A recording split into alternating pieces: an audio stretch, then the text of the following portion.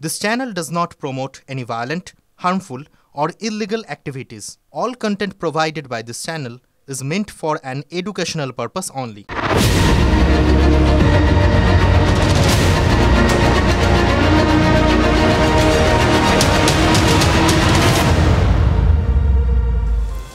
আজকে না বললেই নয়, শুরুতেই আপনাদের একটা ক্যামেরার ছবি দেখাবো। ক্যামেরার সামনে বসে থাকি তো আপনারা ক্যামেরাটা দেখতে পান না, কিন্তু আজকে দেখাবো আপনাদের একটা ক্যামেরাকে, একটা রক্তমাখা ক্যামেরা।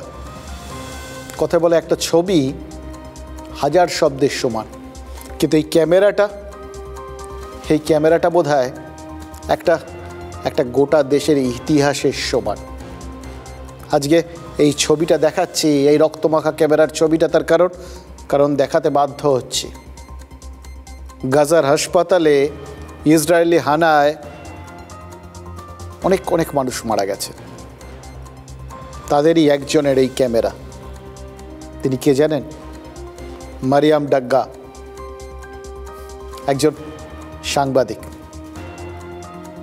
মারিয়াম ডাগ্গার এই রক্তমাখা ক্যামেরা এখন ছবি হয়ে গোটা সোশ্যাল মিডিয়ায় ছড়িয়ে পড়েছে, গোটা বিশ্বের বিভিন্ন প্রান্তে। সোমবার ওই দক্ষিণ গাজার খান ইউনুস শহরের নাসের হাসপাতালে হামলা চালিয়েছিল ইসরায়েল। এই হাসপাতালে কেন? চারপাশে মানে গাজার প্রত্যেকটা ইঞ্চিতে প্রতি মুহূর্তে ইসরায়েলি আক্রমণ সে আছড়ে পড়ছে। নেতানিয়াহু তো তার সংসদে ঠিক করেই ফেলেছেন গাজাকে পুরো কবজা করবেন। এটা তার লক্ষ্য, এতে কোনো অসুবিধা নেই। কিন্তু তার এই আগ্রাসী লক্ষ্যের হিসেব চোকাচ্ছে কারা? এক ঝাঁক অসহায় মানুষ। এই যে হাসপাতালটায় হামলা চলল না, তাতে একা মারিয়াম ডাগ্গা না, তার সঙ্গে আরও 4 জন সাংবাদিক মারা গেছেন, জানেন তো?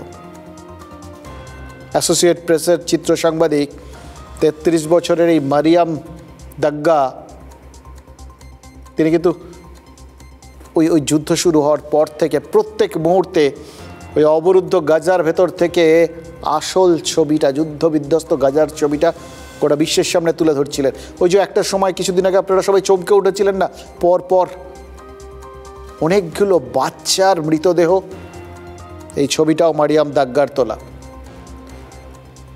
দেখিয়েছিলেন কিভাবে যে চারপাশে অবরুদ্ধ একটা দেশ, যেখানে বাচ্চারা খেতে না পেয়ে ম্যাল নিউট্রিশনে ভুগছে, খাবারের জন্য পাগল হয়ে যাচ্ছে এবং একে একে মৃত্যুবরণ করছে।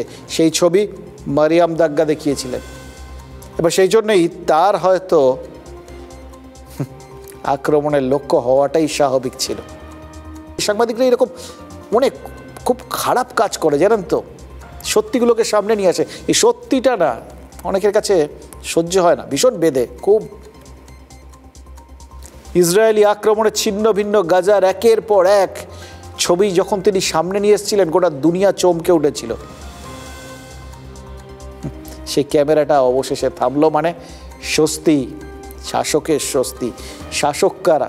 যারা শক্তির জোরে শাসন করতে চায়। ইসরায়েল তো তাই চাইছে। এবার দেখুন, যে ক্যামেরা গোটা দুনিয়াটাকে যুদ্ধবিধ্বস্ত গাজার ছবি দেখিয়েছে মারিয়ামের মৃত্যুর পর, সেই ক্যামেরাই তো যেন ওই সাংবাদিকতার একটা নতুন অস্ত্র হয়ে উঠেছে, জানেন তো? রক্তমাখা ক্যামেরার ছবি দিয়ে সোশ্যাল মিডিয়ায় লেখা হচ্ছে, বন্দুক নয়, এই অস্ত্রকেই সব থেকে বেশি ভয় পায় শাসক, নিঃসন্দেহে ভয় পায়। সে কারণেই বারবার ওই সাংবাদিকরা নিশানা হন। আমাদের সাংবাদিকরা, টিভি9-এর সাংবাদিকরাও তো বিভিন্ন সময়ে নিশানা হয়েছে।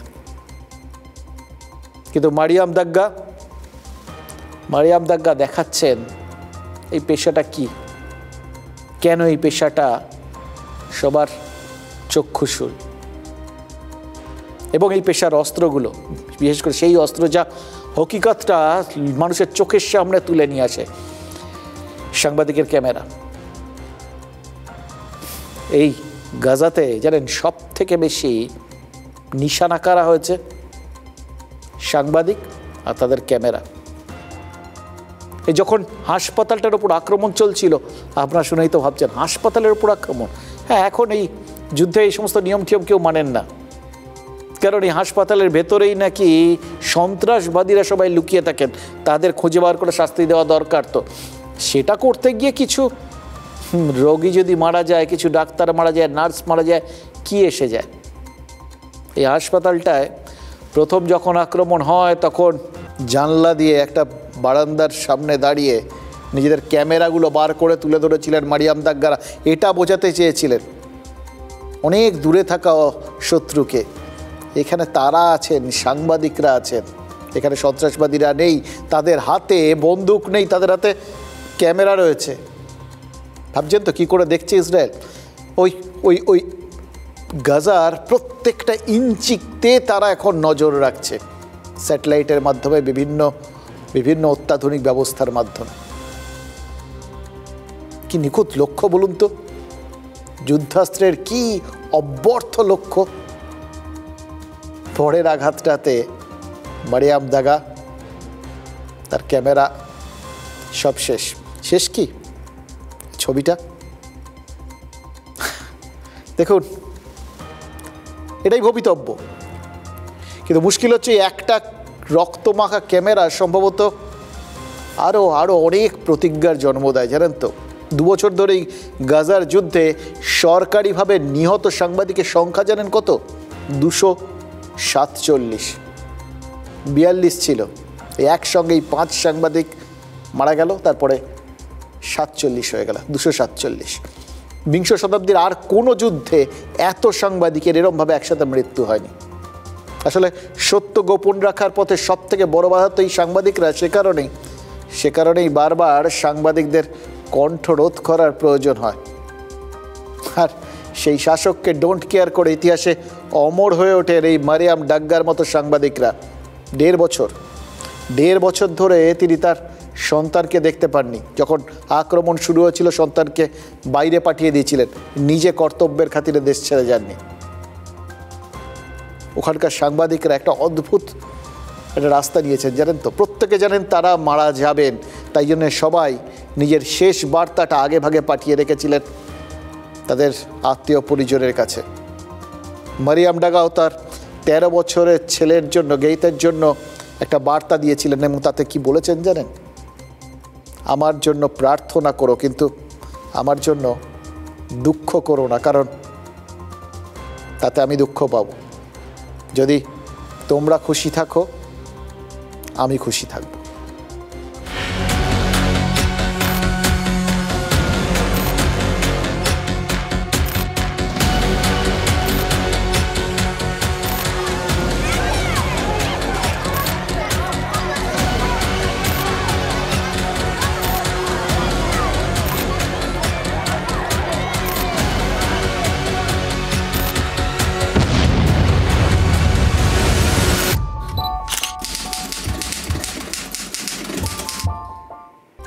দেখুন, ওই যেখানেই শক্তির আস্ফালন না, সেখানেই মারিয়াম ডাগারা শেখান যে ক্যামেরাটা চলবে। আসলে ক্যামেরাটা চলাটা খুব জরুরি, জানেন তো, সত্যিকে তুলে ধরার জন্য। এবার এই সত্যিটা চললে, ওই বললাম তো কাদের সমস্যা। আপনারা হয়তো ভাববেন এটা সংকীর্ণ গণ্ডির মধ্যে আমরা ভাবছি কেন্দ্র, রাজ্য, বিভিন্ন এরকমভাবে। আসলে সব সময় ছবিটা যে কাউকে টার্গেট করার জন্য তাও নয়, আমাদের নিজেদের চারপাশটা, আমাদের সমাজের ছবিটাও তুলে ধরাটা না খুব জরুরি। তাহলে মাঝে মধ্যে আমরা সবাই লজ্জা পাবো। আমরা লজ্জা পেলে হয়তো আমাদের শাসকরাও লজ্জা পাবে। আজকে জানতাম না যে যখন মারিয়াম ডাগার এই খবরটা আপনাদের সামনে তুলে ধরবো, আমাদেরও হয়তো এরকম একটা লজ্জার ছবি আপনাদের দেখাতে হবে। ছবিটা একইভাবে আপনাদের চমকে দেবে, ওই রক্তাক্ত ক্যামেরার মতোই, জানেন তো। রেলওয়ে স্টেশন আমাদের রাজ্যে, সেখানে প্ল্যাটফর্মের ওপর স্ত্রীর মৃতদেহ কাঁধে নিয়ে ঘুরে চলেছেন এক প্রৌঢ়। পুরুলিয়ার বরাভূম স্টেশনের এই ছবিটা না শিউরে ওঠার পক্ষে যথেষ্ট, জানেন তো। স্ত্রীর মৃত্যু হয়েছে, অথচ আশেপাশের কারোর কাছ থেকে সামান্য সাহায্যটুকুও মিলছে না। সাহায্য না পেয়ে ওই স্টেশনেই ওই দেহ নিয়ে বসে প্রায় 6-7 ঘন্টা অপেক্ষা করতে হয়েছিল ওই প্রৌঢ়কে। আচ্ছা, আপনারাও ভাবছেন তাই না? ওই জায়গাটা তো রেলের জায়গা, মানে রেল পুলিশ থাকবে, প্ল্যাটফর্মের দায়িত্ব রেল পুলিশের। কোনো যাত্রীর বা ওই অঞ্চলের কারুর যদি কিছু হয় তারা তো ব্যবস্থা নেয়, তারা কেন ব্যবস্থা নেয়নি? কেন ব্যবস্থা নেবে বলুন তো? ওই প্রৌঢ় আর তার স্ত্রী, এরা তো যে সে যাত্রী নন, এরা জীবনযাত্রার যাত্রী, জানেন তো। এরা বহু কষ্ট করে জীবনযাপন করতে নেই, ওই যে চারপাশে আবর্জনা পড়ে থাকে না ট্রেনের ভেতরে বা আশেপাশের প্ল্যাটফর্মে, সেগুলো কুড়িয়ে সেগুলো বিক্রি করে দিন কাটতো। মানে এলিট সমাজের কেউ না আর কি। সুতরাং তাদের দিকে কেন তাকাবে? উল্টে কি অভিযোগ উঠেছে জানেন? উল্টে অভিযোগ উঠেছে রেল পুলিশই নাকি ওই প্রৌঢ়কে ওই দেহটা সরিয়ে নিয়ে যেতে বলেছিল। তা তো বলবেই, আবর্জনা সরানোই তো ওদের কাজ। আর ওই প্রৌঢ়ার দেহটা, ওটাও তো এখন আবর্জনাই ছিল, তাই না? এবার নিরুপায় প্রৌঢ় কি করবে? দেহ কাঁধে তুলে নিয়ে এক প্ল্যাটফর্ম থেকে অন্য প্ল্যাটফর্মে যাচ্ছিল আর তারা খাচ্ছিল। শেষ পর্যন্ত স্টেশনে জড়ো হওয়া মানুষজন চিৎকার চেঁচামেচি শুরু করে, আর তখনই বাধ্য হয়ে ময়না তদন্তের জন্য দেহটা নিয়ে যায় রেল পুলিশ। অর্থাৎ তারা তাদের কাজ করলো। অনেকগুলো প্রশ্ন রয়ে গেল যে, এটা তো পরিষ্কার যে রেল পুলিশ তাদের দায়িত্ব এড়িয়ে গেছে, কিন্তু স্ত্রীর মৃতদেহ নিয়ে বসে থাকা অসহায় বৃদ্ধকে দেখেও কেন সাহায্যের জন্য এগিয়ে আসেনি আশেপাশের মানুষ? কারণ কি এটাই, আমরা যে সমাজের বড়াই করি উনি তার বাইরে।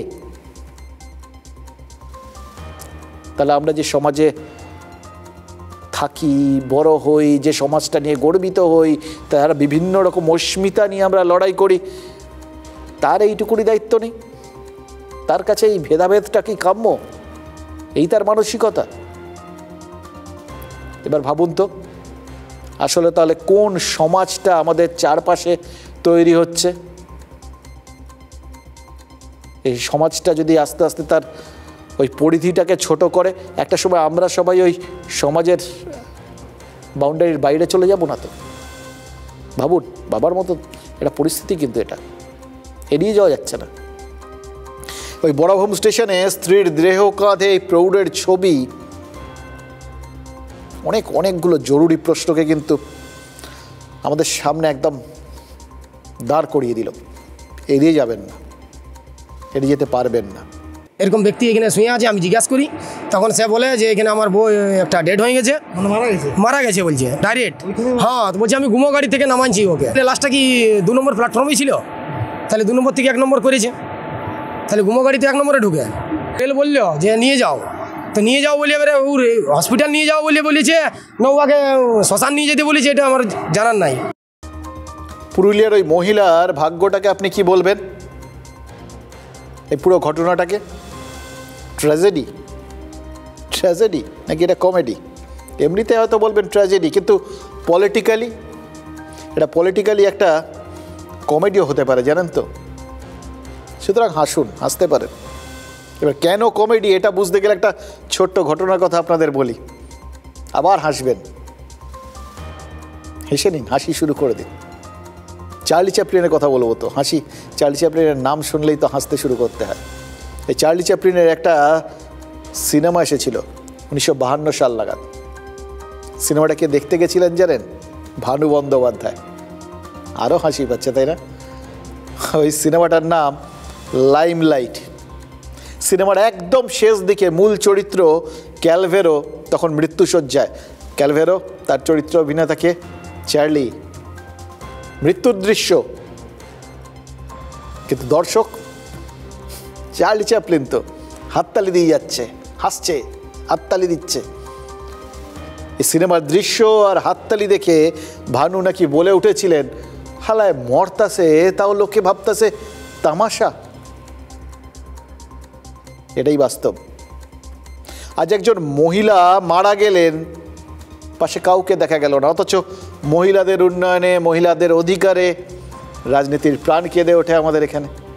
এই সত্যিকারের প্রাণ যাওয়ার ঘটনাগুলো যখন ঘটে তখন বোঝা যায় কি জানেন তো, গোটাটাই তামাশা। এই বাস্তব আর তামাশার পার্থক্যটাই ওই চ্যাপলিনের সিনেমাতেও তো ধরা পড়েছিল।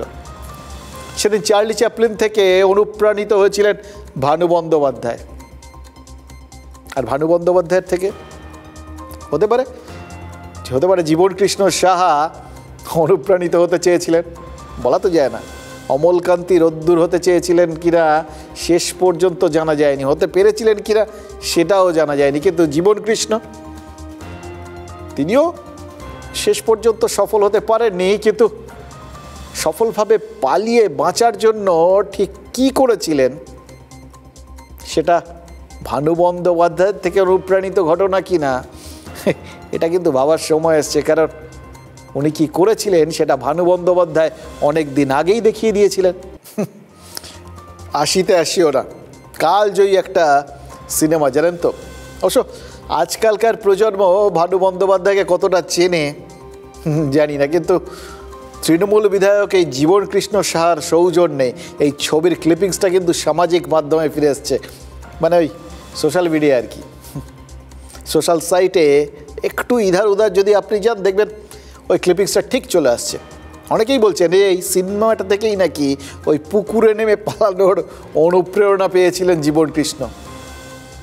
আজ ভানু বন্দ্যোপাধ্যায়ের জন্মদিন তো, একটা কথা কিন্তু মানতে হবে, জানেন তো, ওই জীবনকৃষ্ণ সাহা জমালয়ে না পারলেও বাংলায় ভানুকে জীবন্ত করে দিয়েছেন এতদিন পরে। বাঙালি এর জন্য কৃতজ্ঞ থাকতে পারে তার কাছে। সিনেমায় পুলিশ থেকে বাঁচতে পুকুরে লাফ দিয়েছিলেন ভানু, আর বাস্তবে ইডির থেকে বাঁচতে পুকুরে লাফ মেরেছিলেন জীবনকৃষ্ণ। কাদামাখা জীবন, মিলটা ভাবুন তো জাস্ট। তবে সিনেমার মতো পুকুরের জলটা তো টলটলে ছিল না, ওই কাদা পানা ভরা, ফলে কাদা মাখামাখি জীবন। এটা জীবনের এত ভালো ডেফিনেশন সিরিয়াসলি আর হয় না। এবার জলের মধ্যে ভানুকে পুলিশ কীভাবে ধরেছিল মনে আছে? ওই মুখে ওই যে চোঙাটা নিয়ে ফানেলটা নিয়ে নেমেছিলেন তেল ভরার, ওটাই জলের মধ্যে নিজে চুবে মুখের ওপর ওটা ধরে রেখেছিলেন, ওপর দিয়ে শুধু নলটা বেরিয়েছিল, ওটাতেই ফু দিয়ে নিঃশ্বাস নিচ্ছিলেন ভানু। পুলিশও কম যায় না, পিপের মুখে জল দিয়েছিল, আর জল দিতেই দম বন্ধ হয়ে কোনো রকমে হাঁসফাঁস করতে করতে ভানু উঠে আসে। ব্যাস, ভানু কট অ্যান্ড বোল্ডও বলতে পারেন আর কি। এবার সিনেমায় ওই মুখটায় জল ঢালা হয়েছিল, আর বাস্তবে শুনেছি জল থেকে বিধায়ককে তুলতে একটা টোপ দিয়েছিল ইডি। ওই কাদাবর্তী পুকুরে ঝাঁপ দেওয়ার পর তারপর তুই মোবাইলটা ওনাকে ছুঁড়ে টুড়ে ফেলে দিয়েছিলেন, কোনোটাই খুঁজে পাওয়া যাচ্ছিল না, কোথায় ফেলেছেন কিছুতেই দেখাচ্ছিলেন না বিধায়ক, জল থেকে উঠছিলেন না। এরপরে নাকি ইডি বলে ফোনটা বের করে দিলে ইডি সেটা নিয়ে চলে যাবে, মানে অ্যারেস্ট করবে না। এতেই নাকি কাদার থেকে ফোন তুলে পারে ওঠেন জীবনকৃষ্ণ, আর তারপরেই ওই কাদা মাখা বিধায়ক ব্যাস ক্যাচ কট। ছোটোবেলায় শুনতেন, হ্যাঁ মনে আছে, শিখেছিলেন প্রেজেন্ট পাস্ট পার্টিসিপল ক্যাচ কট, একদম সেম। জীবনকৃষ্ণ ইডিকে বিশ্বাস করেছিলেন, ঠকে গেছেন। জীবনের কতবার যে ঠকতে হয়, জীবন সাধারণ মানুষের ঠকেই চলে আর কি। অবশ্য কি অদ্ভুত একটা কি বলবো, পোয়েটিক জাস্টিসও বলতে পারেন, জানেন তো। অথবা এটা ঠকার একটা ট্র্যাজেডি। চাকরি প্রার্থীরা ঠকেছিলেন, সেই ঠকানোর মধ্যে জীবনকৃষ্ণর নামটা ঢুকে গেছিল, আবার তিনি ঠকে গেলেন, তার মধ্যে ইডির নামটা ঢুকে গেল, মানে ঠকার ব্যাপারটা একটা শোধবোধ হয়ে গেল, এইভাবে ধরতে পারেন আপনারা। কিন্তু তাই বলে এইভাবে কেউ ঠকায় বলুন তো? গতবার নিজের ফোন ডিরেক্ট পানা পুকুরে ফেলেছিলেন, এবার নিজেকে ফোন সহ পুকুরে ফেলেছিলেন, মানে নিজেকে অ্যাড করেছেন। আপডেটেড ভার্সন তো, ওই সব কিছুরই একটা যখন পরে সিকুয়েল হয় তখন তো কিছু কিছু জিনিস অ্যাড হয়, দেখবেন প্রথম সিনেমাটায় কেউ থাকে, পরের সিনেমাটায় আরেকজন হয়তো কেউ এলেন, এরকম সঙ্গে। এরাও তো সেরকম সেম অ্যাকশন রিপ্লে হচ্ছে। পুকুরে পড়ার পর নাকি পালিয়েও যাচ্ছিলেন, কিন্তু পুকুর ধারের পাঁচিলটা নাকি উঁচু ছিল, ওটা নাকি টপকাতে পারেনি। ভাবুন একবার, জনগণকে পরিষেবা দিতে কি মরিয়া চেষ্টা।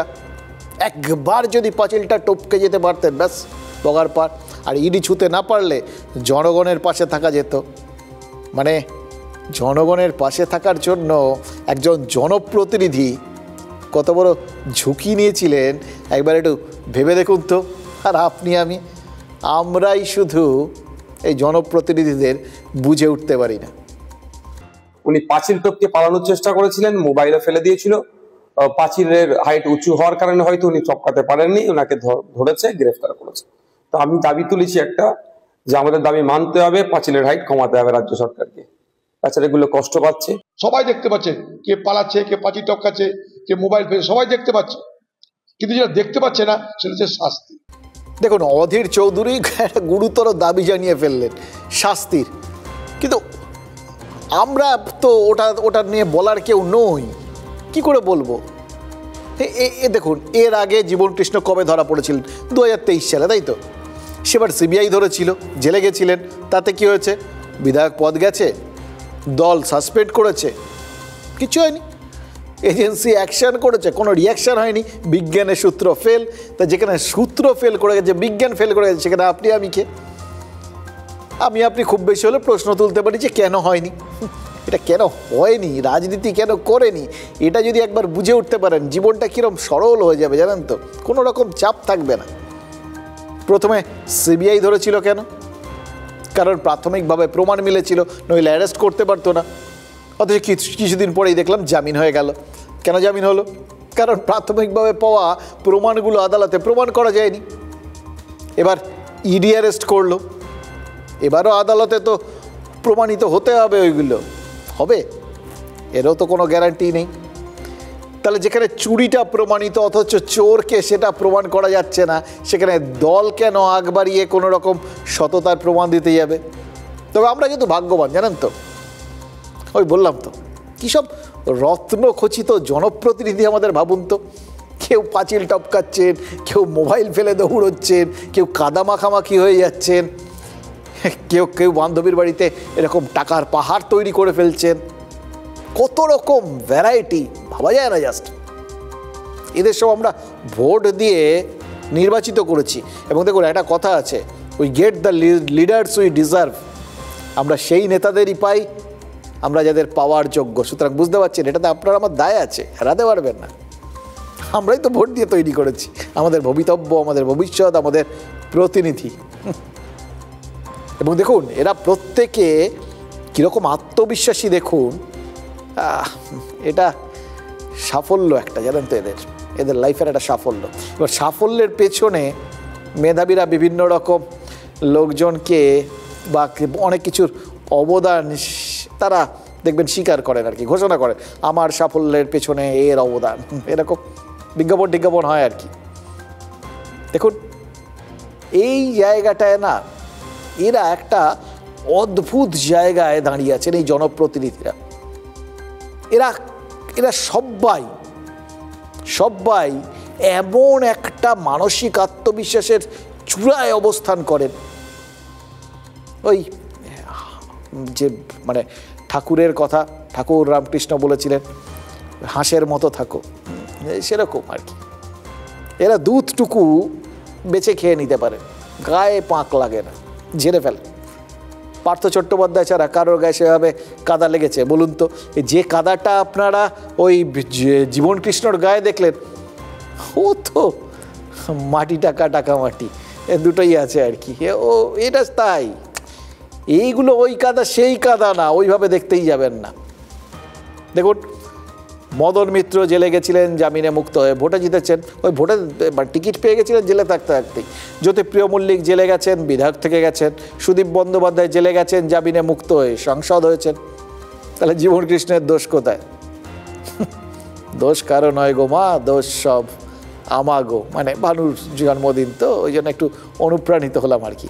দেখুন, বড়োয়ার বিধায়ক দুবার ধরা পড়লেন, সিবিআই, ইডি, দুজন এক যাত্রায়, ডবল এফেক্ট, ডবল ইঞ্জিনের শিকার। এটা কিন্তু এই সাম্প্রতিক জমানায় একমাত্র তিনিই হয়েছেন। এরকম ট্র্যাক রেকর্ড আর কারণ নেই। মানে সিভিটার একটু ওজনদার হলো, এভাবেও ব্যাপারটা দেখতে পারেন। আর তাতে নেক্সট বার কিন্তু মন্ত্রী হয়ে যেতে পারেন বলে বিরোধীরা বলছে। হ্যাঁ, সিরিয়াসলি, রাহুল সিনহা বিজেপির নেতা, তিনি বলেছেন এরপর মন্ত্রী হয়ে যেতে পারেন জীবন কৃষ্ণ।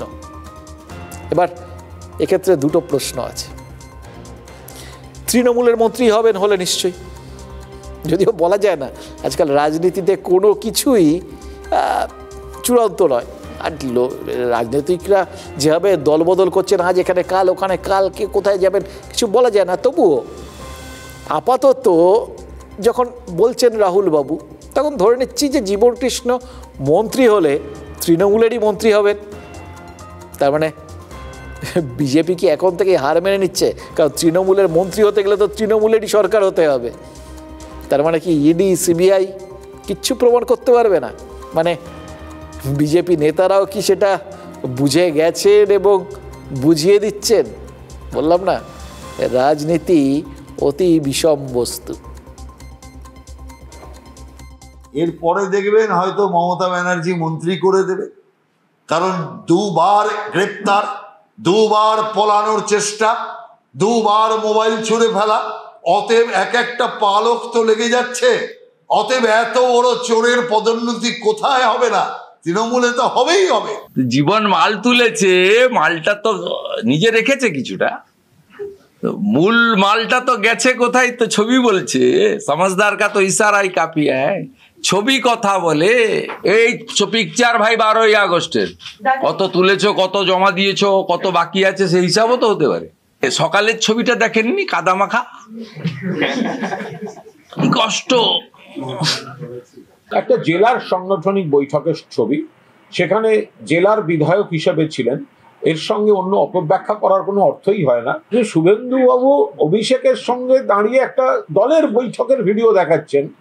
আরে বিজেপি এক সময় শুভেন্দুবাবুর ভিডিও দেখিয়েছিল। রাজনীতির এটাই মজা, জানেন তো। দেখুন, ডালপালা ছড়াতে ওই আলো হাওয়া জল কিচ্ছু লাগে না, একটা ইস্যু দিয়ে দিলেই হলো, তত্তর করে ডালপালা ছড়িয়ে যাবে, শিকড় কোথা থেকে কোথায় পৌঁছে যাবে। শুভেন্দু অধিকারী ছবি দেখিয়ে চাকরি চুরিতে ওই দুর্নীতির গাছ পুঁতলেন, জল হাওয়া কিচ্ছু লাগলো না, তৃণমূল সেটাকে নারদায় নিয়ে গেল। আর তাতে নারদা আর অভিযুক্ত তৃণমূল নেতারাও চলে এলেন। এবার নারদার থেকে নিয়োগ দুর্নীতি, রাজনীতি মিলিয়ে দিল। আসল মিলটা কোথায় জানেন? মিলটা হলো কোনো অভিযোগেই অভিযুক্তরা দোষী প্রমাণিত হননি। তাই সাহস আর ঝুঁকি নিয়ে নারদ কেলেঙ্কারিকে সামনে নিয়ে আসছে তৃণমূল। এটাই রাজনীতির আত্মবিশ্বাস। আর এই আত্মবিশ্বাসেই জীবনকৃষ্ণ বলিয়া একবার ধরা পড়ার পরেও দেখুন ডালপালা ছড়িয়ে গেছেন। এবার এই অভিযোগটাও কিন্তু আমাদের নয়, অভিযোগটা কে করেছেন জানেন? খোদ জীবনকৃষ্ণের বাবা। মানে আমরা ভোটাররা যেরকম এরকম জনপ্রতিনিধিদের জন্য গর্বিত, তেমনি এরকম গুণধর ছেলের জন্য বোধহয় গর্বে বাবার বুক ফেটে যাচ্ছে। মানে পুরো পুত্র গর্বে গর্বিত বাবা আর কি, বুঝলেন তো। এবার তিনি আবার আরও একটা কথা বলেছেন, যেই জীবনকৃষ্ণর পিসি মানে তার বোনও নাকি এটাই ভাগ পেয়েছেন আর কি। এই গোটা ব্যাপারটার মধ্যে একটা ভাগাভাগি আছে, এটা জয়েন্ট ভেঞ্চার আর কি। এটা পরিষ্কার করে দিয়েছেন যে জীবনকৃষ্ণর নাকি প্রচুর বেনামি সম্পত্তি ওই পিসির নামে কেনা। এবার পিসিও জনপ্রতিনিধি, তিনি তৃণমূল কাউন্সিলর, সেটাও নাকি জীবনকৃষ্ণই করিয়ে দিয়েছেন যাতে তার কাজকর্মের সুবিধা হয়। এবার সুবিধা কতটা হচ্ছে সে তো পরের কথা, কিন্তু ইডি তো ওই জীবনকৃষ্ণের পিসির বাড়িও রেড করেছে। মানে জীবনকৃষ্ণর বাবার কথা যদি সত্যি হয় তাহলে এটা কিন্তু একদম পুরো পিসি ভাইপো জয়েন্ট ভেঞ্চার। জেল তো দরকারই আছে, জেল দরকার নাই বলে আর যাও পুত্র আমি তো থাকতে পারবো না যদি কিছু না হয়। ক্রিমিনাল লোক নিয়ে এসে মিটিং কর কোথায়? আমার ওই বাড়িতে যেদিন থেকে ও জামিন নিয়ে এসেছে সেদিন থেকে আমি বাড়ি ঢুকতে পারি না। তারপরে থানাকে জানালাম, থানাও কোনো অ্যাকশন করলো না। তো এমএলএ হয়েই কথা বলছে এই সম্পত্তি মায়া রানী সাহা পিসির মানে পিসির বড়, তাই ও লাইনে হয়েছে, ওকে তো ইয়েটা করে দিল না কাউন্সিলরটা। বোনও জড়িত বলে মনে হয়। হ্যাঁ, সম্পত্তি কি ছিল? একটা মিষ্টির দোকান করতে আবার কি সম্পত্তি ছিল? এইভাবে হয়েছে দুর্নীতি করে পয়সা করে কাউন্সিলর হয়েছে, এখন তো পয়সা অটোমেটিক আছে না। এটা ফালতু কথা বলেছে, ওইসব সম্পর্ক আমার নাই, ভাইপোর সঙ্গে এরকম নেই। দাদার সঙ্গে না সেরকম নাই, ওইসব নাই। কিন্তু জীবন সাহা আমার ভাইপো, রক্তের সম্পর্ক, কিন্তু ওটা তো আমার ভাইপো বটে যতই হোক, কিন্তু ও কি করেছে না করেছে সেটাকে বলতে পারবো না। শশী থারুর একবার খুব ঠাট্টা করে বলেছিলেন জানেন তো, যে ব্রিটিশ সাম্রাজ্যে সূর্য অস্ত যেত না, কারণ ভগবান স্বয়ং ওই অন্ধকারে ব্রিটিশদের ভরসা করতে পারতেন না। আর জীবনকৃষ্ণ এমন একজন কীর্তিমান যে জেলের বাইরে থাকলে তার বাবাও আতঙ্কে ভোগেন। শুনলেন তো, জীবনকৃষ্ণ সেই রাজ্যের জনপ্রতিনিধি যেখানে এজেন্সি নিয়েও দুর্নীতি হয়। ডায়মন্ড হারবার পুরসভার 14 নম্বর ওয়ার্ডের কোর্টপাড়ায় একটা ভাড়া বাড়িতে অফিস খোলা হয়েছিল। কার অফিস জানেন? কেন্দ্রীয় এজেন্সির। যে কেন্দ্রীয় এজেন্সির কথা ইদানিং সারাক্ষণ আপনাদের মুখে মুখে ফিরছে, কেউ চাইছেন, কেউ সমালোচনা করছেন। তো সেই অফিস থেকে কেন্দ্রীয় এজেন্সির ভয় দেখিয়ে ব্ল্যাকমেল করা হতো। এটা শুনে আবার কেউ ভাববেন এই আবার নতুন কথা, কে অভিযোগ তো আমরা অহরহ শুনি। তো যাই হোক, এটা এই ব্ল্যাকমেলটা সত্যি, এজেন্সিটা ভুয়ো কিন্তু ব্ল্যাকমেলটা সত্যি। এটা মানে এজেন্সির নাম দিয়ে ব্ল্যাকমেলটা সাকসেসফুলি করা যায়, এটা বুঝলাম। দেখুন, ডায়মন্ড হারবারের পুলিশ, অ্যাডিশনাল পুলিশ সুপার তার লোকজন নিয়ে হানাঠানা দিয়ে 5 জনকে গ্রেফতার করেছে। এবার ধৃতদের নাম ফাল্গুনী চট্টোপাধ্যায়, সুজাউদ্দিন শেখ, গোপাল বারিক, সন্দীপ বর্মন, মোস্তাকির মোল্লা আর জামাল হালদার। নামগুলো বললাম কারণ এমনিতে চিনবেন না, কিন্তু চেনা উচিত। এরা সব কীর্তিমান, স্পেশাল 5। কদিন আগে বীরভূমের ওই বিভাস অধিকারীর কথা বলেছিলাম, মনে আছে আপনাদের? উত্তরপ্রদেশের নয়ডায় ভুয়ো আন্তর্জাতিক থানা খুলে প্রতারণা চালাচ্ছিল, বাপ ছেলে সহ। সেখানেও 5 জনকে গ্রেফতার করেছিল পুলিশ। হ্যাঁ, মানে ফেমাস 5 ব্যাপারটা এদের থেকে বোঝা যাচ্ছে কেন নামটা এসেছিল। একদম থিওরি মেনে চলছে গোটা ব্যাপারটা।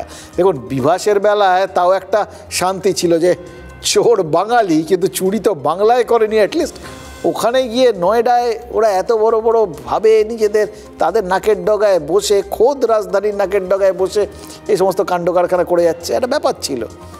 কিন্তু খোদ ডায়মন্ড হারবারের ঘটনা, এটা মুখে তো একেবারে ব্ল্যাক ডায়মন্ড ঘষে দিল মশাই। গোয়েন্দা কাহিনীতে বাঙালি লেখকদের একটা মুন্সিয়ানা আছে, সুনাম আছে, সেটা গর্বের বিষয়। কিন্তু গোয়েন্দা দুর্নীতিতে বাঙালিদের নামে এইভাবে যদি জড়িয়ে যায় তাহলে তো খারাপ লাগবে। অবশ্য যে ঘটছে তাতে কাঁদবো না হাসবো সেটাই তো গুলিয়ে যাচ্ছে।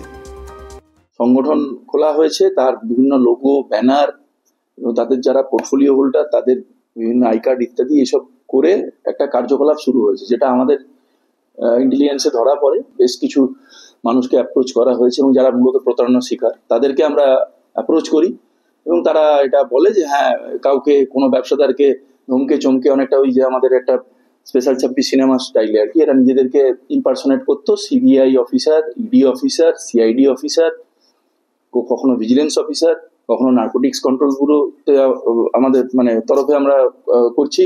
এইসব নানা রকম ভাবে ধমকে চমকে এই যে প্রতারণাটা এটা চলছে। সম্প্রতি তাদেরকে আমরা অ্যারেস্ট করেছি, 5 জনকে অ্যারেস্ট করেছি। এর মধ্যে ফাল্গুনী চ্যাটার্জি বলে একজনকে আমরা এখন পর্যন্ত কিংপিন হিসেবে পাচ্ছি। দেখুন, বিজেপি ভুয়ো এজেন্সিকে দুর্নীতির ডায়মন্ড হারবার মডেল বলতে শুরু করেছে, জায়গাটা পেয়ে গেছে, লিঙ্ক করে নিচ্ছে। তাহলে বিভাস অধিকারীকে কি বলা হবে? পরিযায়ী চোর। বিজেপি হয়তো বলবে না, সোশ্যাল মিডিয়ায় যে কেউ লিখে দিতে পারেন, মানুষের মাথায় তো দুষ্ট বুদ্ধির অভাব হয় না। ভেবে দেখুন, পরিযায়ী আর চোর, এই দুটো শব্দের মধ্যে কিন্তু বিজেপি আর তৃণমূল দুটো দলেরই রাজনৈতিক এজেন্ডা মিলে যাচ্ছে। ভিন রাজ্যে বাঙালি হেনস্থা তৃণমূলের অস্ত্র, পরিযায়ীদের ক্ষেত্রে তারা বাঙালি অস্মিতার প্রসঙ্গ তুলেছে।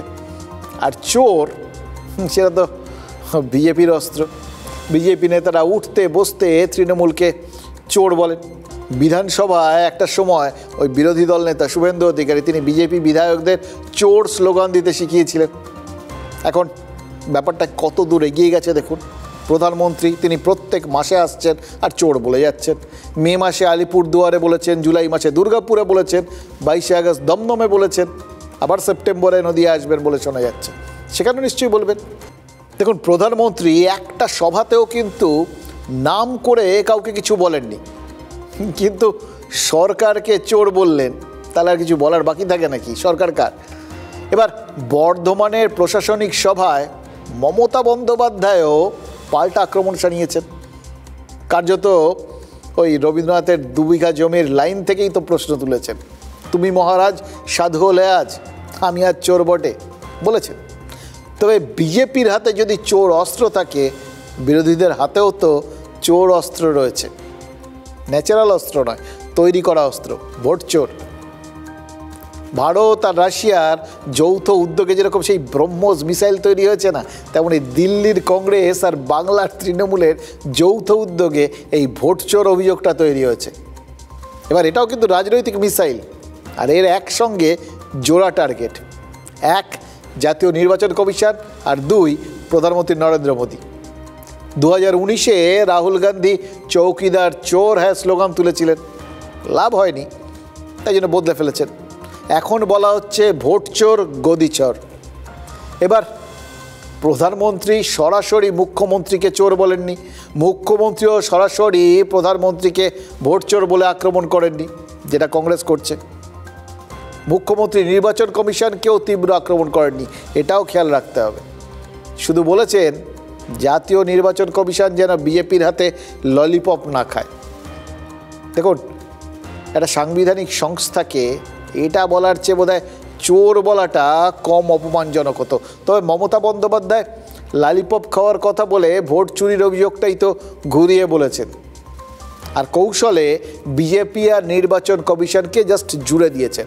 মানে এটা আরও বড় একটা দুর্নীতির একটা ছবি তুলে ধরেছেন তিনি। তার মানে একটা জিনিস তো বুঝলেন, আমাদের রাজ্যে চুরি চামারি ছাড়া আর কোনো কথাই হচ্ছে না। উন্নয়ন একটা ধারাবাহিক প্রক্রিয়া, প্রশাসনিক সভাও রুটিন অ্যাফেয়ার। বর্ধমানের সভায় কৌতূহল ছিল একটাই, প্রধানমন্ত্রীর আক্রমণের কি জবাব দেন মুখ্যমন্ত্রী মমতা বন্দ্যোপাধ্যায়। কারণ 2025-এ যতবার প্রধানমন্ত্রী অভিযোগ করেছেন, মুখ্যমন্ত্রী জবাব দিয়েছেন। 29 মে আলিপুরদুয়ারের সভা থেকে বাংলায় দুর্নীতির অভিযোগ তুলেছিলেন প্রধানমন্ত্রী নরেন্দ্র মোদী। নবান্ন থেকে কাউন্টার অ্যাটাক করেন মুখ্যমন্ত্রী। অপারেশন সিঁদুরের প্রসঙ্গ তুলে বলেন প্রধানমন্ত্রী রাজ্যে সিঁদুর বিক্রি করতে এসেছেন। মুখ্যমন্ত্রীর একটি মন্তব্যকে বিজেপি অপমানজনকও বলেছিল। এরপর 18 জুলাই দুর্গাপুরের সভামঞ্চ থেকে প্রধানমন্ত্রী আক্রমণ করেন। 21 জুলাইয়ের মঞ্চ থেকে মুখ্যমন্ত্রী জবাব দেন। 22 আগস্ট মেট্রো উদ্বোধনে এসেও বাংলায় দুর্নীতির অভিযোগ তুলেছেন প্রধানমন্ত্রী। बंगाल के लिए जो पैसा हम राज्य सरकार को सीधे भेजते हैं, उसका ज्यादातर हिस्सा यहां लूट लिया जाता है। वो पैसा टीएमसी कार्डर पर खर्च होता है। মুখ্যমন্ত্রীর জবাব দেওয়া ছিল সময়ের অপেক্ষা। প্রধানমন্ত্রীর সভার পর বর্ধমানের প্রশাসনিক সভায় ছিল মুখ্যমন্ত্রীর প্রথম প্রকাশ্য সমাবেশ। যাদের ঔৎসুক্য ছিল তাঁরা হতাশ হননি। চোর বললেন কি করে, সরাসরি প্রধানমন্ত্রীকে প্রশ্ন করেছেন মুখ্যমন্ত্রী। আমি এটা এক্সপেক্ট করি না প্রাইম মিনিস্টারের কাছ থেকে। আমি তার চেয়ারকে সম্মান করি, কিন্তু আমি যেমন তার চেয়ারকে সম্মান করি, তারও উচিত আমাদের চেয়ারগুলোকে সম্মান করা। কেন বলবেন বাংলায় সব চোর, তাই আমি টাকা বন্ধ করেছি? বাংলায় ক্ষমতায় আসতে বিজেপির অস্ত্র চোর অভিযোগ, তৃণমূলের বিরুদ্ধে অভিযোগ, কিন্তু তৃণমূল নেত্রী একে বাংলার সম্মানের সঙ্গে জুড়ে দিলেন। তার সঙ্গে জুড়ে গেল পরিযায়ী হেনস্থা এবং বাঙালি অস্মিতা। ইস্যুর মালা কিভাবে গাঁথতে হয় রাজনীতির শিক্ষানবিশরা অনায়াসে মমতা বন্দ্যোপাধ্যায়ের কাছে ক্লাস করতে পারেন।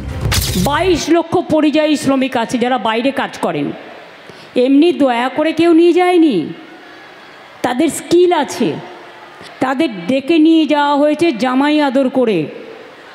আর আজ তাদের ভাগ্যে জুটছে লাঞ্ছনা আর বঞ্চনা। আর ইলেকশন কমিশন, আপনাকে অনেক প্রণাম জানাই, অনেক সালাম জানাই।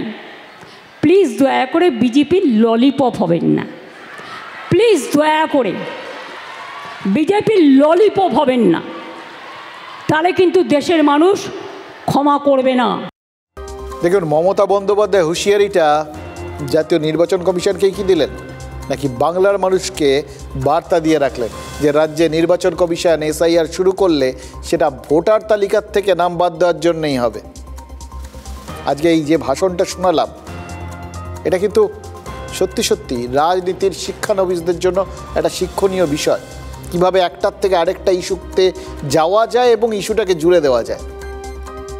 এসআইআরের বিষয়টা যাই থাক, ভোটার তালিকা পরিমার্জন আপনি একদিক থেকে দেখুন, ওই হাতি দেখার মতো, সামনের থেকে দেখলে সুর দেখবেন, পেছন থেকে দেখলে লেজ। এবার কে কোন দিক থেকে আপনাকে দেখাবেন সেটা রাজনীতিকদের ওপর ডিপেন্ড করছে। তা মমতা বন্দ্যোপাধ্যায় তো তার দিক থেকে দেখালেন।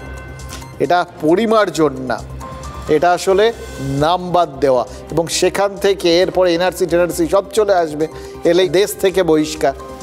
বুঝতে পারলেন লোকের মনে কীভাবে ইস্যুগুলোকে গেঁথে দেওয়া যায়। এবার নির্বাচন কমিশন বিজেপির হাতে ললিপপ খাচ্ছে, এটা যখন অভিযোগ করছেন, তার মানে এই গোটা বিষয়টা বিজেপি করাচ্ছে। সুতরাং বিজেপি মানুষের শত্রু, এই বাংলার মানুষের শত্রু। মিলে গেল কিনা এইভাবে সমীকরণ মেলার রাজনীতিকরা। বিজেপিও অভিযোগ করছে যে বিরোধীরা সম্মিলিতভাবে একটা বিপজ্জনক ধারা তৈরি করছে। বিরোধীরা জিতলে ভোট অবাধ, আর বিরোধীরা হারলে নির্বাচন কমিশন পক্ষপাতদুষ্ট।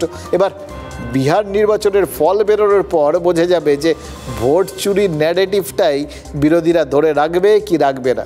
কারণ বাইচান্স যদি তাতে বিরোধীদের ফল ভালো হয় বিহারের নির্বাচনে, তখনও যদি বলে যে না এটা আসলে সব তাদের ভোটারদের নাম বাদ দেওয়া হয়েছিল, এই ন্যারেটিভটা যেটা এখন অবধি চলছে সেটা যদি ধরে রাখে, তাহলে কিন্তু পরের যে রাজ্যগুলো 5টা রাজ্যে ভোট আছে তাদের অভিযোগগুলো কিন্তু বুমেরাং হয়ে যেতে পারে।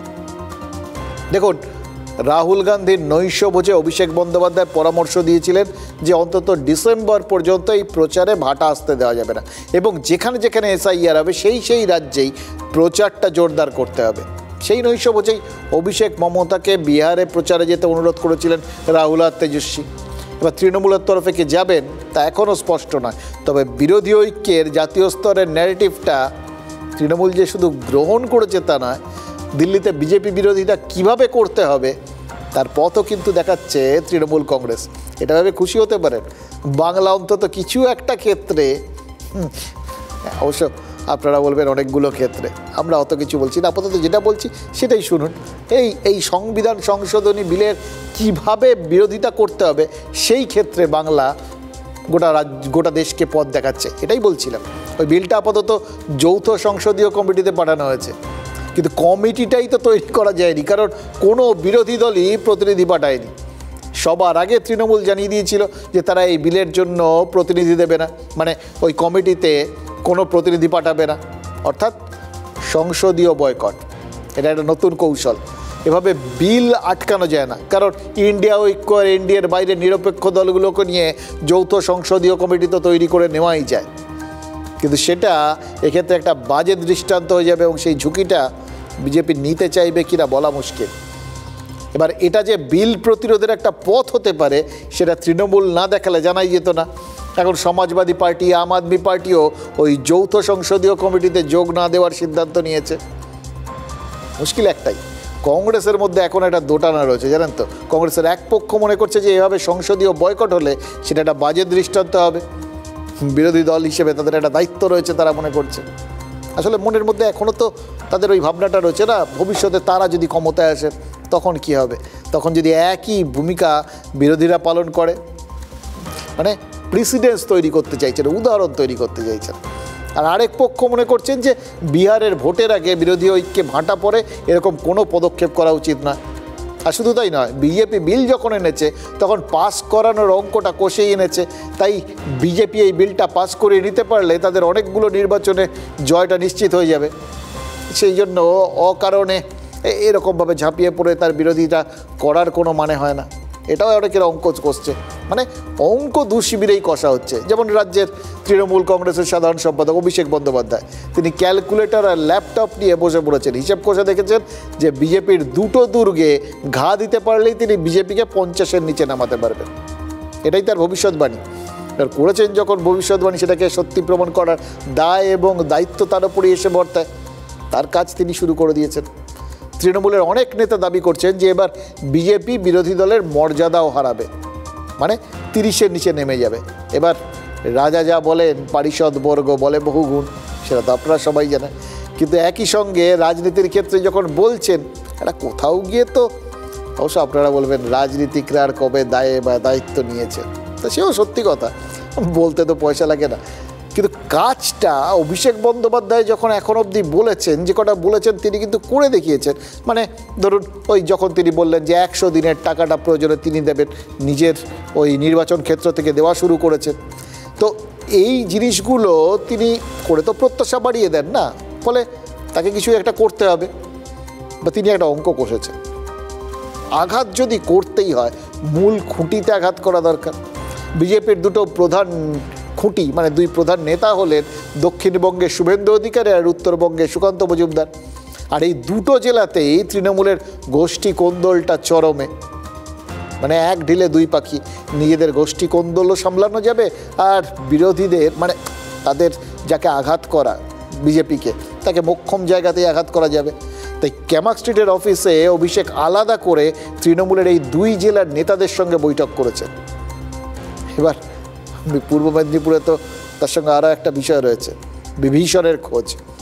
এবার এইটা সব কটার তিনি নির্দেশ দিয়েছেন কীভাবে এগোতে হবে। আর দক্ষিণ দিনাজপুরে নেতাদের জন্য আজ টার্গেট বেঁধে দিয়েছেন, ওই জেলার 6টা আসনে 6টাই চাই। লাও তো বটে, কিন্তু আনেটা কি? সেখানে তো ওই কোন্দল কাঁটা হয়ে বসে রয়েছে। জেলার বর্ষিয়ান তৃণমূল নেতা তথা মন্ত্রী বিপ্লব মিত্র ঘনিষ্ঠ আর মন্ত্রী বিরোধী, এই দুটো গোষ্ঠী রয়েছে, তাদের মধ্যে রেগুলার গণ্ডগোল। বিষয়টা রাজ্য নেতৃত্ব অবশ্য ভালো চোখে দেখছে না। সম্প্রতি তৃণমূল কংগ্রেসের ওই কিষাণ ক্ষেত মজুর সংগঠনের বৈঠকে মন্ত্রী বিরোধী গোষ্ঠীর নেতারা সবাই ডাক না পাওয়ায় অশান্তি চরমে উঠেছে। এবার গোষ্ঠী কোন্দল সামলে শুভেন্দু সুকান্তর জেলা ছিনিয়ে আনতে পারা যদি যায়, তাহলে কিন্তু তৃণমূলের জন্য সেটা বিরাট বড় সাফল্য। কিন্তু প্রাথমিকভাবে যদি গোষ্ঠী কোন্দলটাও সামলানো যায়, সেটাও কিন্তু বিরাট সাফল্য এবং বিজেপির জন্য একটা দুশ্চিন্তা। 50 নয়, আগামী দিন বিজেপি 30 পেরোবে না। আর আমরা দেখুন একটা জিনিস বুঝতে হবে, গতবার আমাদের অ্যাকচুয়ালি কার্যত জেতা ম্যাচ এই দুটো জায়গাতে হাতছাড়া হয়েছে কিছু টেকনিক্যাল কারণে। তৃণমূল কংগ্রেস এই দুটো জায়গাতেই গতবার হারেনি।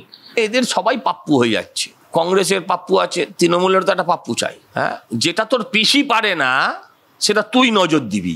তারপর 1.5 ঘন্টা লোডশেডিং এবং তারপর শুভেন্দু অধিকারীকে জয়ী ঘোষণা করা হয়। অর্থাৎ ওই ছলচাতুরির জায়গাটাকে যদি আটকে দেওয়া যেত, তাহলে শুভেন্দু অধিকারী আজকে প্রাক্তন বিধায়ক হেরো দলনেতা হতে পারতেন না। একই ঘটনা সুকান্ত মজুমদারের ক্ষেত্রে দেখেছি, মাত্র 5000 ভোটে কান ঘেঁষে তিনি লোকসভায় সাংসদ হয়েছেন। তুই যেখানে যেখানে নজর দিয়েছিস সেই জায়গাটা তোর দলের জন্য চাই হয়ে গেছে। তুই নজর বন্ধ রাখ বাবা, তুই তোর ডায়মন্ড হারবার বাঁচা, আর এদিক ওদিক করিস না। হেলে ধরতে পারে না, কেউটে ধরতে এসছে। যে শুভেন্দু অধিকারীকে হারাতে পারে না মমতা ব্যানার্জি, এ গিয়ে দুটো জায়গায় দেখে নেবে। এ 30 মার খান নাকি? জাল জুয়া চুরি করে সুকান্ত এবং শুভেন্দু দুজনেই জিতেছে। এইবার ওই বারে বারে ঘুঘু তুমি খেয়ে যাও ধান, এবারে ঘুঘু তোমার রাজনৈতিকভাবে বধিব পরাণ। পৃথা ভস্যে ঘি ঢালছে, কারণ পূর্ব মেদিনীপুর হোক আর বালুরঘাট হোক, গোটা বাংলাই থাকবে না। তো পূর্ব মেদিনীপুর আর বালুরঘাটে বিশেষ নজর দিয়ে কি হবে? কেউ কোনোটা কারো এলাকা না, আমরা সবাই ভারতীয় এবং হিন্দুস্তানের অধিবাসী। এটা কেউ কারোর এলাকা না। জমিদারি প্রথা উঠে গেছে, এখন লোকতন্ত্র, গণতন্ত্র, রাজতন্ত্র নেই। বুঝতেই পারছেন দু দলের মধ্যে একটা হাড্ডাহাড্ডি লড়াই চলছে। লড়াইটা কেন? একটা চেয়ারের জন্য। এর বাইরে রাজনৈতিক নেতাদের না ওই চোখে পুরো ঠুলি পড়া, জানেন তো, যেরকম ঠুলি পড়া ঘোড়া কিছু দেখতে পায় না, ওরাও সেরকম। ওই চেয়ার ছাড়া তাদের চারপাশে এর বাইরে জগৎ আছে তোমরা জানো না, সেরকম ব্যাপার। আসলে তারা তাদের মতো এরকম লড়ে যাচ্ছে না, তার মধ্যে আমাদের আশেপাশের সমাজটা খুব দ্রুত বদলে যাচ্ছে। তা সে ভালো না খারাপ সে বিচারে যাচ্ছি না, কিন্তু কয়েকটা জিনিস নিঃসন্দেহে আমাদের চিন্তায় ফেলছে, জানেন তো। এটা নিয়ে সত্যি মানে এই জিনিসগুলো হয়তো আগে ছিল না। আগে ছোটোবেলায় আপনি আমি সবাই কী করতাম? বাড়িতে মারধর খেতাম। কেন খেতাম? অমনোযোগী, পড়াশোনায় মন নেই, খেলাধুলায় মন। রেগুলার বেসিসে এই বকা খেয়েছি আমরা, সবাই খেয়েছি আমরা। খেলাটা ওই ওই ওই বিকেলবেলা ওই জানলা দিয়ে দেখা যাচ্ছে মাঠে বল পড়ছে, একটা অদ্ভুত টান আসতো। আর আজকে নেতাদের যাবতীয় চিন্তাভাবনা যেরকম ওই চেয়ারে সীমাবদ্ধ, ঠিক সেরকম সমস্ত মানুষের জীবনই, বাচ্চাদের বিশেষ করে, তাদের সমস্ত দৃষ্টিভঙ্গি, চিন্তা ভাবনা সব কিছুই হাতের এই মোবাইলে সীমাবদ্ধ। ওতেই ওদের খেলা, ওতেই ওদের ভাবনা, বিকাশ, সৃষ্টিশীলতা এবং সর্বনাশ। রিল, পাগলের মতো সবাই রিল বানাচ্ছে। কি দেখে মনে হচ্ছে না যে সবাই মোটামুটি ধরে নিয়েছে যে একবার যা খুশি হোক তিনি করে একটা রিল বানাতে শুরু করলেই সবাই মিলে ঝাঁকে ঝাঁকে সেই রিলটা দেখবে আর অ্যাকাউন্টে মানে কোটি কোটি টাকা জমা হয়ে যাবে। সবাই এটাতে বিশ্বাস করে ফেলেছে। ওই যেরকম একটা সময় ওই লটারির টিকিট কিনছিল সবাই, সবার ধারণা ছিল লটারির টিকিট কিনলেই কোটি কোটি টাকা। এই করতে গিয়ে অসংখ্য পরিবার সর্বশান্ত হয়েছে, কত লোক আত্মহত্যা করেছে। সেই একই জিনিস তো এখন চলছে। সব থেকে দুঃখের হচ্ছে এর অংশ হয়ে যাচ্ছে এই বাচ্চাগুলো। বহু বাবা মা তারা বাচ্চাদের নামিয়ে দিচ্ছেন রিল করতে, আর সেই বাচ্চাগুলো তো বড় হচ্ছে, তাদের দেখছে অন্য বাচ্চাগুলো প্রভাবিত হচ্ছে। হাতে তো সবার মোবাইল রয়েছে। ফল কি জানেন? 10 বছরের একটা বাচ্চা ছেলে, শিশু, বাচ্চা কেন, শিশু, আত্মঘাতী হয়েছে কুলতলিতে। ভাবা যায়? স্কুলে গেছিল, বাড়ি ফিরে এসে খাবার চেয়ে নিয়ে খেয়েছিল, সব একেবারে স্বাভাবিক, কিন্তু তারপরেই বাড়িতে একা থাকার সুবাদে একটা ভয়ঙ্কর কাজ করে ফেলেছে। এত বাচ্চা একটা শিশু আত্মঘাতী হচ্ছে, ভাবতে পারছেন? মনোবিদরাও তো এটাকে ভেবে বার করতে পারবে না কি করে হচ্ছে। তাহলে চাওয়া পাওয়ার হিসেবটা এমন জায়গায় চলে গেছে যে এই মানে মানসিকতার মধ্যে এই বিষয়গুলো ঢুকে পড়েছে। এত ছোট্ট শিশুর মানসিকতায় হেরে যাওয়া। এবার কিসে হার? চোখে ঠুলি পরানো। ওই বললাম, ছোট্ট শিশুটা রিল বানাতো, তার বাবা মা বানাতো, জনপ্রিয়তা পেয়ে গেছিল ছোট্ট বয়সে, রিল থেকে টাকা আসছে, সব আসছে, আর গোটা জীবনটা কি হয়ে যাচ্ছে চারপাশে? লাইক হলো কটা, ভিউজ হলো কটা, শেয়ার হলো কত। আমরা ছোটবেলায় খেলাধুলো করতাম, মাঠে মারপিট করতাম, হেরে গেলে পরের দিন খেলতাম, জিততাম, হারতাম, আবার জিততাম। এই লড়াইটা তো থাকতো, এটাই লড়াই শিখিয়েছিল আমাদের।